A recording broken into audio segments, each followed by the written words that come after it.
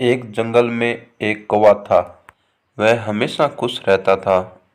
एक बार वह एक तालाब के किनारे पानी पीने के लिए आया।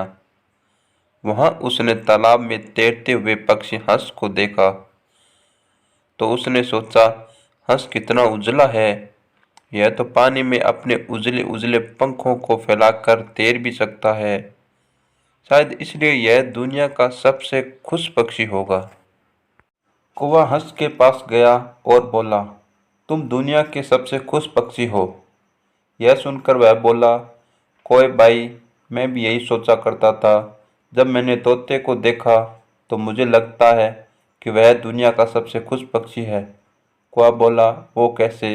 हंस ने उत्तर दिया, भाई, वह अपनी लाल चोंच से सबको लुभा सकता है और तो और आदमी की आवाज़ भी निकाल सकता है। अब कौवा तोते के पास जाकर बोला, तोते भाई, तुम ही दुनिया के सबसे खुश पक्षी हो।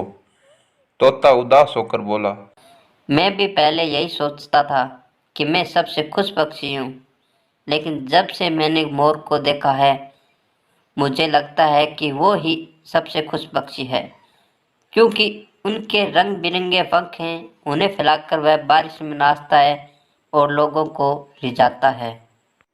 अब कौवे ने सोचा, तोता बिल्कुल सही बोल रहा है। अब क्यों न मैं मोर के पास जाऊं। कौवा मोर के पास गया।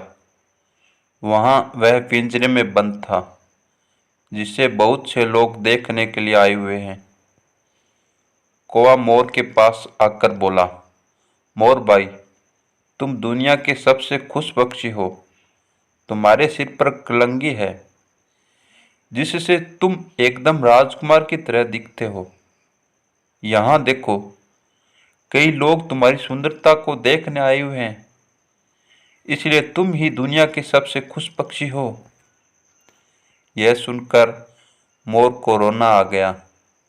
मोर बोला, मित्र, मैं हमेशा यही सोचता था कि मैं दुनिया का सबसे खुश पक्षी हूँ, लेकिन मेरी खूबसूरती के कारण मुझे यहाँ पिंजरे में कैद कर लिया गया है। मैं सुंदर तो हूँ, लेकिन खुश नहीं। अब मैं यह चाहता हूँ कि भले ही मेरे रंग बिरंगे पंख नहीं होते, लेकिन तुम्हारी तरह मैं भी आज़ादी से रहता।